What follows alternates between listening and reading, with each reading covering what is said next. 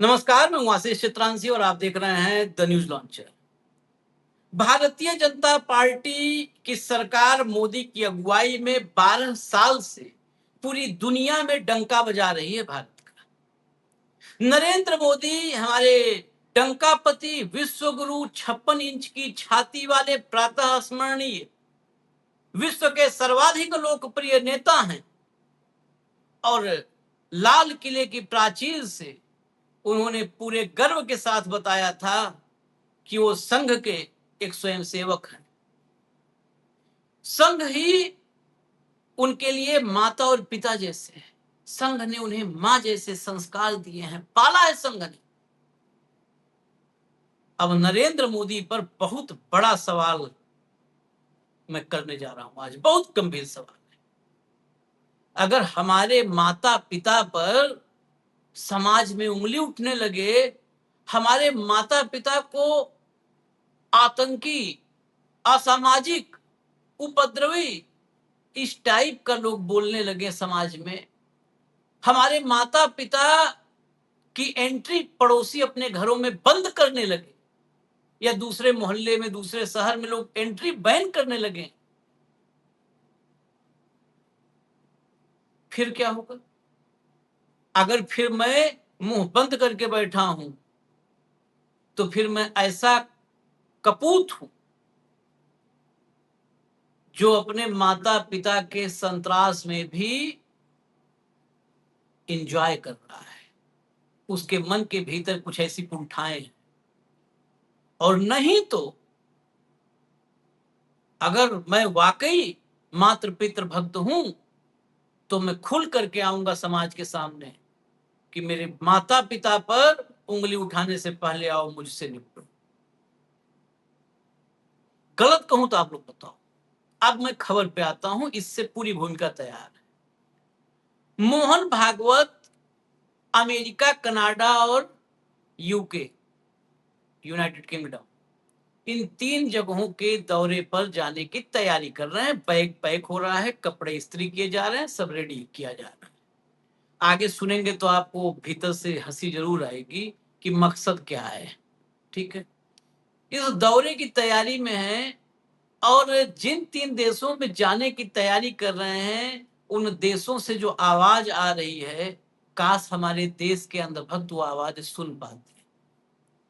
कहा जा रहा है वहां आरएसएस को बैन करो इस देश में, यानी विदेशों में आरएसएस बैन करने की मांग हो रही है। वहां आरएसएस बैन होगा। मोहन भागवत की एंट्री बैन करो देश में, इसे घुसने मत दो।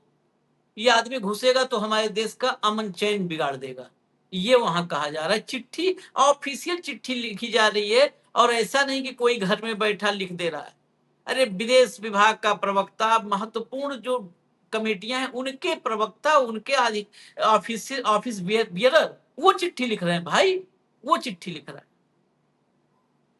आतंकी संगठनों की सूची में डालो, ऐसी ऐसी बातें हो रही है। संघ की इस इंटरनेशनल बेइज्जती पर मोदी खामोश, मोदी का सिस्टम खामोश। सवाल अब बताइए कितना महत्वपूर्ण है। मैं आपको जरा खबर दिखाता हूं, लाइए हेडलाइन लाइए। मोहन भागवत को कनाडा में घुसने मत दो, यही हेडलाइन लिखी है। मैं अपने मन से कुछ नहीं बोल रहा था। घुसने मत दो। आरएसएस चीफ के विदेशी दौरे पर बवाल, यूएस से दूर होगी गलतफहमी, क्वेश्चन मार्क। मतलब गलतफहमी दूर होगी कि नहीं दूर होगी, ये क्वेश्चन मार्क है। अब आगे खबर के भीतर चलिए, फिर मैं चिट्ठी भी आपको पढ़ के सुना दूंगा। खबर के भीतर चलिए। आरएसएस के प्रमुख मोहन भागवत इस महीने के आखिर में अमेरिका की यात्रा पर जाने वाले हैं। यात्रा ऐसे समय हो रही है जब आरएसएस अपना शताब्दी वर्ष मना रहा है। इस यात्रा में भारतीय मूल के लोगों और हिंदू अमेरिकी समुदाय पर खास तौर पर ध्यान दिया जाएगा। इस कार्यक्रम का सबसे खास बिंदु 29 अगस्त को न्यूयॉर्क के मेडिसन स्क्वायर गार्डन में होने वाला यूनिवर्सल वन नेस्ट सेलिब्रेशन कार्यक्रम है, जहां मोहन भागवत भारतीय अमेरिकियों को संबोधित करेंगे 29 तारीख को। आगे चलिए, चेंज करते रहिएगा। यह कार्यक्रम American Hindus for Engagement and Dialogue Ahead की तरफ से आयोजित किया जा रहा है। वहां भी भक्तों बहुत बड़ी मंडली है ना, जिसमें 5,000 से ज्यादा लोग शामिल हो रहे हैं। बहुत साफ नजर से देखा जाए तो मोहन भागवत के ग्लोबल आउटरीच का मुख्य मकसद प्रवासी भारतीयों से सीधा संवाद साधना, सनातन धर्म के वैश्विक मूल्यों का प्रसार करना। सनातन धर्म अपने देश में जवाब नहीं दे पा रहे हैं चंदा चोरी पर, दुनिया में वैश्विक मूल्य जो है प्रसार करने जा रहा है, और संगठन को लेकर दुनिया में जो गलतफहमियां फैली हैं उन्हें दूर करना है। ये आखिरी जो है ये काम का है कि दुनिया भर में ये मान रहे हैं कि दुनिया भर में इनको लेकर के विचार गलत हैं लोगों के, वो दूर करेंगे। अभी आगे देखिएगा तो अपने आप दूर हो जाएगा। उनका दौरा इसलिए भी अहम है क्योंकि कनाडा में उनके दौरे से पहले बवाल शुरू हो चुका है। कनाडा के कुछ सांसदों ने आरएसएस पर प्रतिबंध लगाने और मोहन भागवत के दौरे पर रोक लगाने की मांग की है। वो इल्जाम लगा रहे हैं कि इससे कनाडा के अल्पसंख्यक खतरे में आ जाएंगे। और आगे बढ़िए। एनडीपी की विदेश मामलों की प्रवक्ता हीथर मैकफर्सन और एनडीपी की इमिग्रेशन और पब्लिक सेफ्टी मामलों की प्रवक्ता जेनी क्वान ने देश की विदेश मंत्री, पब्लिक सेफ्टी मंत्री और इमिग्रेशन मंत्री को पत्र लिखकर मांग की है, सांसद लिख रहे हैं पत्र, कि वे अगस्त के आखिर में मोहन भागवत की प्रस्तावित कनाडा यात्रा से पहले इस मामले में कार्रवाई करें। आगे चलिए। एनडीपी की विदेश मामलों की प्रवक्ता हीथर मैकफर्सन ने कहा कि आरएसएस एक चरमपंथी संगठन है जो भारत में धार्मिक अल्पसंख्यकों और हाशिए पर रहने वाले लोगों के खिलाफ नफरत और हिंसा को बढ़ावा देता है, और कनाडा में संगठन के खिलाफ आवाज उठाने वाले लोगों को भी निशाना बनाकर डराता धमकाता है। डर और धमकी का तो क्षेत्र फैला है इसका मतलब। इसने आगे कहा कि कई अल्पसंख्यक समुदायों को डर है कि कनाडा में उनकी मौजूदगी से उनके खिलाफ नफरत और हिंसा बढ़ सकती है और कमजोर लोगों की सुरक्षा को खतरा हो सकता है। मतलब ये आदमी भारत में नहीं विदेश में भी खतरा है। ये संगठन, मात्र संगठन, वाह रे भाई वाह, वाह मोदी जी वाह। क्यों जा रहे हैं इसको सुनिएगा, समझिएगा। मोहन भागवत के इस प्रोग्राम की भाषा भारत में आरएसएस से जुड़ी आम राजनीतिक सांस्कृतिक शब्दावली से काफी अलग है। यानी भारत में जो शब्दावली है उससे अलग विदेश में, यही इनका हिपोक्रेसी है, इनके दोगलापन का प्रमाण है। आरएसएस के बयान में अनेकता में एकता, अपने देश में जो अनेकता में और अनेकता पैदा कर रहा है और विभाजन, वो विदेश में अनेकता में एकता की बात करने जा रहा है। पॉइंट वाइज देखिए। नागरिक भागीदारी, जो अपने देश में सिर्फ अडानी अंबानी की भागीदारी में यकीन रखता है, विदेश में नागरिक भागीदारी बात करेगा। यहाँ पर अडानी अंबानी की भागीदारी, कांवड़ की भागीदारी, ट्रोल्स की भागीदारी, अंधभक्तों की भागीदारी, बाकी किसी की भागीदारी नहीं, वहां नागरिक भागीदारी। अलग अलग धर्मों के बीच आपसी समझ, विदेश में अलग अलग धर्मों के बीच आपसी समझ पर ये चर्चा करेंगे। अपने देश के अंदर जहां धार्मिक वैमनस्यता अपने चरम पर है, वहां पर आपसी समझ पर जोर नहीं देंगे। वैश्विक सद्भाव, अपने देश में अमन चैन और सद्भाव को रसातल में पहुंचाने वाला वैश्विक सद्भाव की बात करेगा विदेश में जाके। आपसी सम्मान, जो अपने पार्टी में एक दूसरे का सम्मान नहीं करते हैं वो आपसी सम्मान का विदेश में बात करेंगे। जो महिलाओं को सम्मान नहीं करते आपसी सम्मान का विदेश में बात करेंगे। साझा जिम्मेदारी, साझा जिम्मेदारी, वो आदमी साझा जिम्मेदारी की बात करेगा। साझा जिम्मेदारी अगर होती तो नरेंद्र मोदी और अमित शाह उनके इशारे पर 12 साल से कठपुतली जैसे संघ और भाजपा संगठन नहीं नाच रहा होता। साझा जिम्मेदारी होती तो अटल अडवाणी जैसा दौर होता।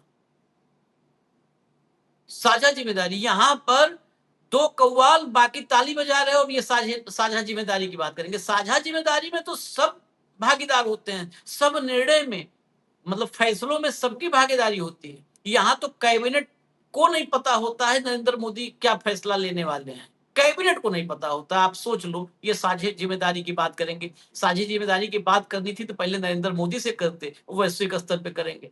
ये एक एक शब्द में इनके देखिए कैसा वो है, हिपोक्रेसी है।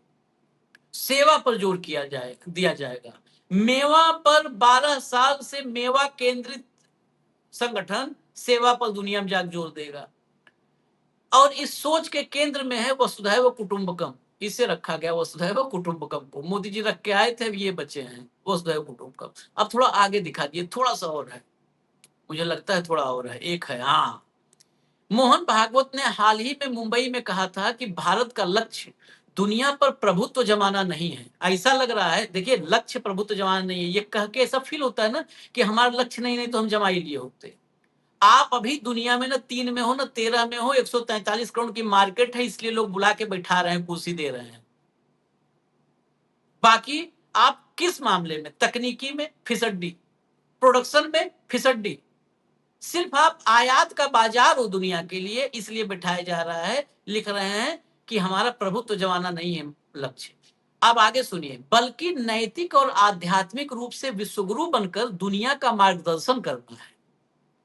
सुनने में लग रहा है ना कि आखिर में कह दें बस विश्व का कल्याण हो गया कल्याण। नैतिक और आध्यात्मिक रूप से विश्वगुरु तो संघ की अगुवाई में और भाजपा की अगुवाई में तो कभी नहीं बनेंगे।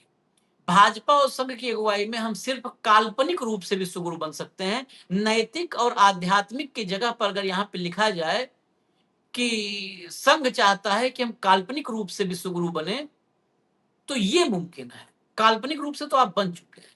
इस यात्रा के जरिए वह वैश्विक मंचों से वसुधैव कुटुंबकम और वैश्विक सद्भाव का संदेश देंगे। ये समझ लीजिए कि मैं 11 मिनट 11:30 मिनट से मोहन भागवत के चक्कर में मजाक कर रहा हूं। ऐसे ऐसे शब्द इनके हैं। अब ये खबर ऑथेंटिक है। ऐसे नहीं, इंडिया में तो खबर ही नहीं छपती, हो तो छप गई एक जगह तो हम उठा ले आए, लेकिन हम आपको ओरिजिनल दिखाते हैं। शशांक मट्टू का ट्वीट लाइए। शशांक मट्टू, मैंने बता रखा है आपको कि ये विदेश में करेस्पॉन्डेंट है अमेरिका। ब्रेकिंग लिखा है उन्होंने, ब्रेकिंग, बैन राष्ट्रीय Swayamsevak Sangh from Canada. Canada से राष्ट्रीय स्वयंसेवक संघ को प्रतिबंधित कीजिए and place it on terrorist entities list, और इसको आतंकी संगठनों की सूची में जगह दीजिए। Urge to Canadian opposition MPs in an open letter to Canada's government. Canada में 2 सांसदों ने अपोजिशन के, उन्होंने खुला खत लिखा है कनाडा की सरकार को इसके लिए। They also propose blocking RSS chief Mohan Bhagwat from entering Canada. उन्होंने इसके साथ ही एक और प्रस्ताव किया है कि आरएसएस चीफ मोहन भागवत को कनाडा में एंटर करने से रोक दिया जाए, बैन कर दिया जाए। अब ये चिट्ठी क्या है, चिट्ठी पढ़ेंगे तो ज्यादा पता चलना चाहिए, और मैं चाहता हूं कि चिट्ठी आप लोग सुने। ये चिट्ठी अंग्रेजी में, हिंदी में बता दे रहा हूं। माननीय गैरी आनंद संगरी, सार्वजनिक सुरक्षा मंत्री। माननीय लीना मेटलेज डियाग, आव्रजन यानी इमिग्रेशन, शरणार्थी और नागरिकता मंत्री।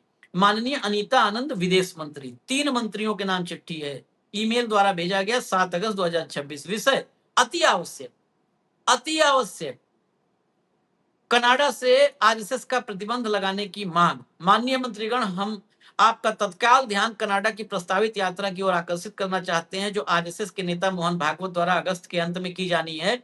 पत्र में आरएसएस को एक फांसीवादी अर्धसैनिक संगठन के रूप में वर्णित किया गया है। हम आपसे आग्रह करते हैं कि मोहन भागवत को कनाडा में प्रवेश के लिए अयोग्य घोषित किया जाए, क्योंकि पत्र के अनुसार उनके भाषणों में घृणा फैलाने, धार्मिक अल्पसंख्यकों के खिलाफ हिंसा की वकालत करने, भारत और कनाडा में अल्पसंख्यकों को निशाना बनाकर डराने धमकाने तथा आतंकवादी संगठनों के रूप में सूचीबद्ध आपराधिक संगठनों से संबंध होने के आरोप हैं। देखिए, एक पॉइंट लिखा है कि किससे किससे इनके संबंध होने का आरोप है। पत्र में आगे कहा गया है कि उनकी कनाडा में मौजूदगी से पहले से ही डर, अंतर्राष्ट्रीय दमन और हिंसा की धमकियों से प्रभावित कनाडाई समुदाय में सामाजिक अशांति और भय पैदा हो सकता है। पत्र में दावा किया गया है कि कनाडाई सुरक्षा अधिकारियों के पास कनाडा में आरएसएस के प्रभाव से जुड़े पर्याप्त प्रमाण मौजूद हैं। इसमें कहा गया है कि भारत में मुस्लिम, सिख, दलित, मुस्लिम सिख के बाद तीसरा पॉइंट देखिएगा, नाम दलित और अन्य अल्पसंख्यक समुदायों को डराने, धमकाने और हिंसा का सामना करना पड़ा है। आगे चलिए।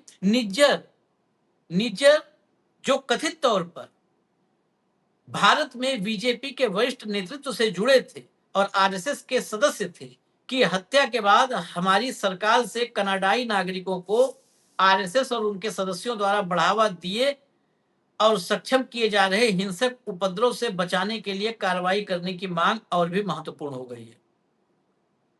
अब यहां पर ये लाइन बहुत ही विस्फोटक है, इस पर हमें अलग से भी कार्यक्रम करने की जरूरत है, थोड़ा और रिएक्शंस जुटा करके।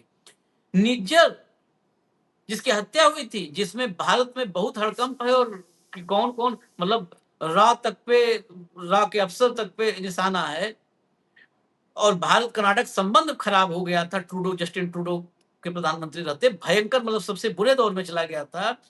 इसमें लिखा है कि निज्जर जो कथित तौर पर भारत में बीजेपी के वरिष्ठ नेतृत्व से जुड़े थे और आरएसएस के सदस्य थे की हत्या, मतलब निज्जर को ये बता रहे हैं या कनाडा के सांसद की बीजेपी के टॉप लीडरशिप से जुड़ा था और आरएसएस का सदस्य था। ये तो बहुत ही विस्फोटक।